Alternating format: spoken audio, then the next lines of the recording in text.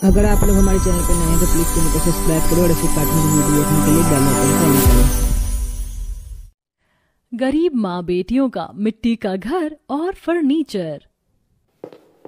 ये लो, मैंने मिट्टी खोदकर इस तसले में डाल दी है। अब जल्दी से इसे ले जाकर माँ को दे दो। माँ कब से मिट्टी का इंतजार कर रही है। लो दीदी, मैं तसला ले आई। अभी माँ को और मिट्टी चाहिए। दीदी, माँ को तो मिट्टी का घोल भी चाहिए था ना। मैं मिट्टी का घोल बना देती हूँ। चलो तुम जाकर मिट्टी का घोल बना लो। मैं और आंचल जाकर माँ को मिट्टी देकर आते हैं। आखिरकार अर्चना, आंचल और पूनम, इन तीनों बहनों की माँ शोभा ढेर सारी मिट्टी से क्या कर रही थी और क्यों वो तीनों बहनें हड़बड़ी में बार बार तसला भर के मिट्टी ले जाकर अपनी माँ को दे रही थी। हाथ के पंखे में भी जान नहीं बची है। पंखा करते करते हाथ दर्द हो गया मेरा तो। शुरुआत के दिनों में ही इतनी ज्यादा गर्मी पड़ गई है, न जाने आने वाले दिनों में कितनी भयानक गर्मी पड़ने वाली है। ये टेबल फैन भी हफ्ते भर से ठीक होने के लिए गया है, लेकिन अभी तक वापस नहीं आया। माँ, बहुत ज्यादा गर्मी लग रही है और प्यास भी लगी है। ठंडी ठंडी कुल्फी दिला दो ना, बाहर कुल्फी वाला आया है। अभी माँ के पास पैसे नहीं है, वरना वो तुम्हें कुल्फी दिला देती। ऐसे जिद मत करो, रुको मैं तुम्हें पानी देती हूँ। आंचल जैसे ही बर्तन से पानी निकाल कर अपने भाई रंजीत को पीने के लिए देती है तो वो फौरन गिलास जमीन पर फेंक देता है, जिसे देख। तुमने गिलास ऐसे क्यों फेंक दिया।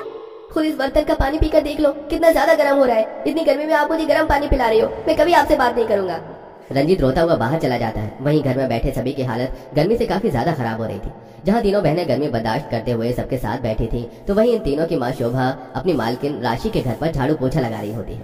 जल्दी से काम खत्म कर, मालकिन से थोड़े पैसे ले लेती हूँ। आज घर जाते हुए सबके लिए ठंडी ठंडी मटका कुल्फी लेकर चलूंगी। घर में गर्मी से सबकी हालत खराब हो गई है। शोभा हॉल में झाड़ू लगा रही होती है कि तभी जैसे ही शोभा कूलर बंद करने के लिए जाती है तो कूलर से निकल रही ठंडी हवा के सामने मदहोश होकर खड़ी हो जाती है। गर्मी के मौसम में कूलर की हवा दिल को कितना सुकून दे रही है। एक मेरा घर है जो हमेशा आग की भट्टी की तरह भपकता रहता है, और एक मेरी मालकिन का घर। कदम रखते ही घर में ऐसा लगता है कि किसी घर में नहीं बल्कि बर्फीली पहाड़ियों के बीच में आ गए हों। शोभा कूलर के सामने खड़ी होकर ठंडी हवा ले रही थी कि तभी वहाँ उसकी मालकिन राशि आती है और कूलर का बटन बंद करते हुए कहती है, मुझे लगा कि ये महारानी यहाँ पर साफ सफाई कर रही है, लेकिन नहीं, ये तो कूलर की हवा खा रही हैं। कूलर की हवा के साथ साथ ठंडा जूस भी ले आओ मालकिन आपके लिए। मालकिन माफ करिएगा, बहुत ज्यादा गर्मी लग रही थी, इसलिए 5 मिनट कूलर के सामने खड़ी हो गई। तुम्हारे 5 मिनट हो गए हो तो अब झाड़ू भी लगा लो। इतना ही कूलर की ठंडी हवा खाने का शौक है तो मंगवा क्यों नहीं लेती। कोई लाख रुपए का नहीं आता है कूलर, काम चोर कहेंगी।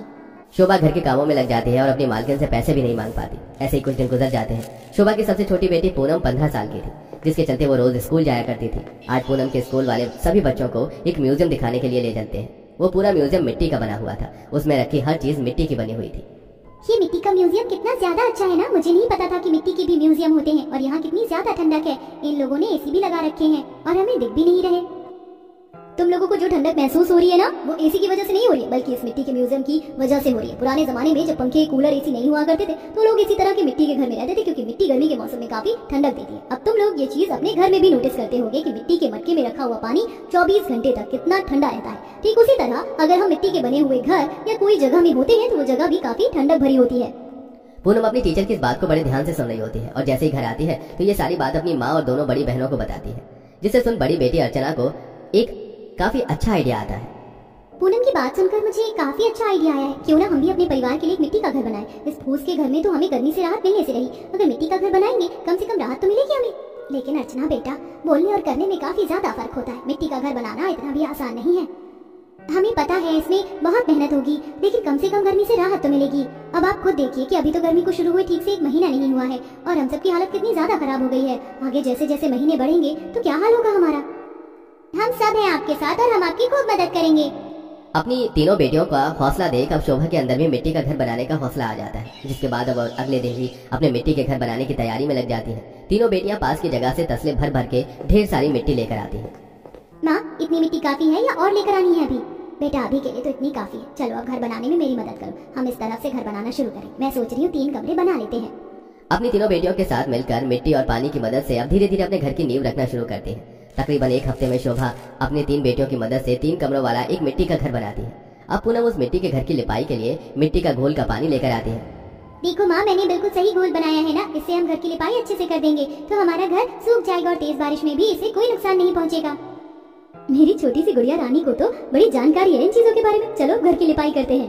पूरे घर की लिपाई करने के बाद तकरीबन 2 दिन के अंदर पूरा घर अच्छे से सूख जाता है और अब घर की ठंडक के लिए वो सभी घर की बाहरी दीवारों पर पानी डाल देती है। और जब घर के अंदर जाती हैं तो उन्हें घर में काफी ठंडक महसूस होती है। सच में घर के अंदर कितनी ज्यादा ठंडक है। ऐसा लग रहा है कि चारों कोनों में एक एक कूलर है।